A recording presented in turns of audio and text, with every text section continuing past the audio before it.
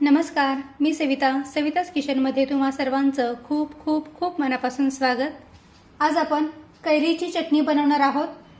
मस्त तिखट चटपटीत ही चटणी लागते आणि अगदी झटपट बनवून तयार होते। चला तर साध्या आणि सोप्या पद्धतीने कैरीची चटणी कशी बनवायची ते पाहूया। तर इथे मी एक मोठी कैरी घेतलेली आहे आणि ही कैरी स्वच्छ धुवून एका कॉटनच्या कपड्याने पुसून घेतलेली आहे। आता ही कैरी आपण कापून घेऊया, पण त्याआधी सुरुवातीला हा जो देठाकडचा भाग आहे ना तो कापून टाकूया।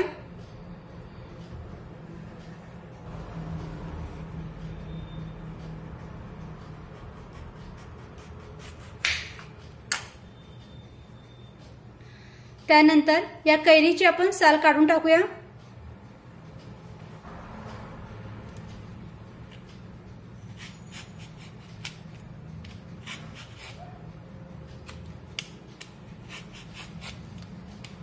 तर अशा पद्धतीने आपल्याला या संपूर्ण कैरीची साल काढून टाकायची आहे।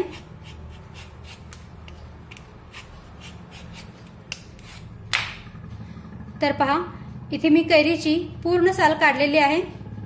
आता ही कैरी आपण कापून घेऊया।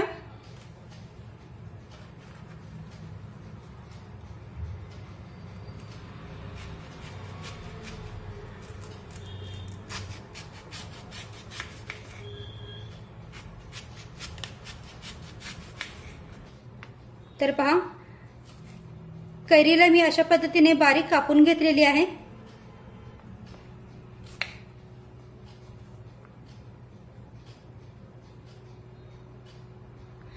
आता ही कैरी एका वाटीमध्ये भरून घेऊया।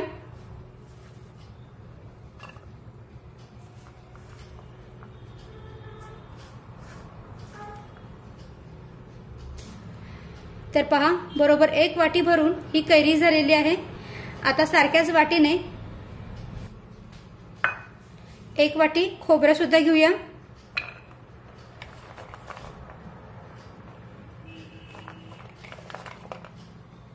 इथे मी ओलं खोबरं घेतलेलं आहे, तुम्ही सुकं खोबरं घेतलं तरीही चालेल।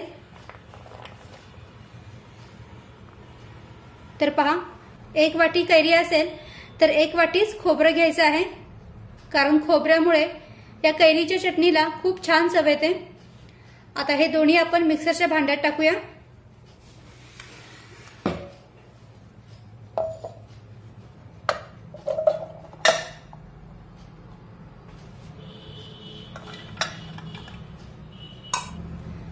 त्यासोबतच यामध्ये 3 ते 4 हिरव्या मिरच्या कट करून घेतलेल्या आहेत, त्या सुद्धा यामध्ये टाकूया। मिरची तुम्ही तुमच्या आवडीनुसार कमी जास्त करू शकता। 7 ते 8 लसूण पाकळ्या टाकूया। त्यानंतर थोडीशी बारीक चिरलेली कोथिंबीर टाकूया आणि थोडंसं चवीनुसार मीठ देखील टाकून घेऊया। आता यामध्ये तुम्हाला जर का थोडीशी साखर आवडत असेल तर थोडीशी साखर टाकली तरीही चालेल। आता यामध्ये सुरुवातीला पाणी न टाकता हे मिक्सरमध्ये थोडंसं जाडसर वाटून घेऊया। तर पहा, सुरुवातीला यामध्ये पाणी न टाकता खोबरं आणि कैरी थोडीशी जाडसर वाटून घेतलेली आहे।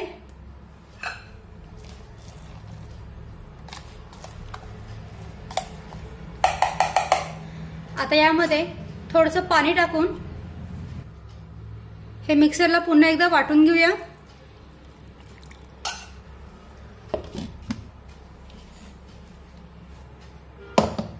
तर पहा, कैरी आणि खोबरं छानपैकी बारीक करून घेतलेलं आहे।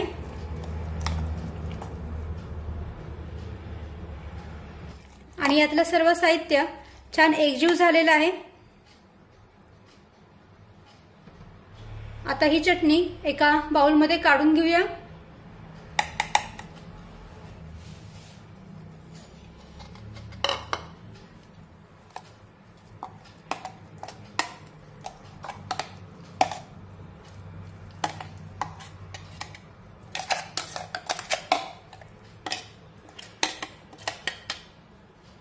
चटणी बाउलमध्ये काढून घेतल्यानंतर यामध्ये फोडणी तयार करून टाकूया। तर गॅसवर मी तडका पॅन गरम करायला ठेवलेला आहे। आता यामध्ये एक मोठा चमचा तेल टाकूया।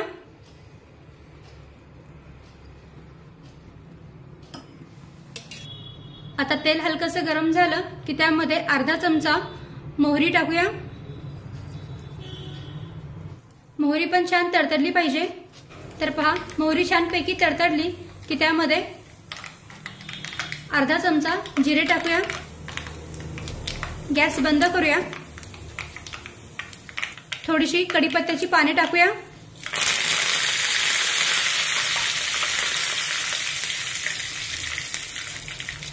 आणि पाव चमचा हिंग टाकूया। गॅस बंद केल्यामुळे हिंग जळत नाही। आता ही गरम गरम फोडणी कैरीच्या चटणीवर ओतून घेऊया।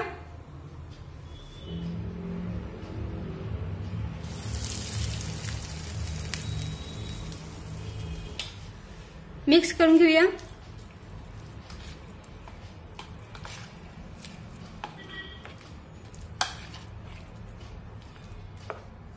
आणि पहा, इथे आपली कैरीची मस्त तिखट चटपटीत चटणी बनवून तयार झालेली आहे।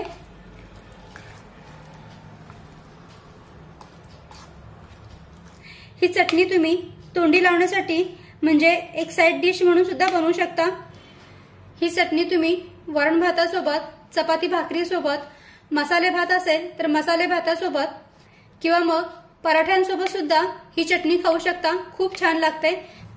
तर तुम्ही सुद्धा अशाच पद्धतीने अगदी साधी, सोपी आणि झटपट बनवून तयार होणारी कैरीची तिखट चटपटीत चटणी नक्की करून पहा। व्हिडिओ आवडला असेल तर व्हिडिओला प्लीज लाईक करा, शेअर करा आणि सबस्क्राईब करायला विसरू नका।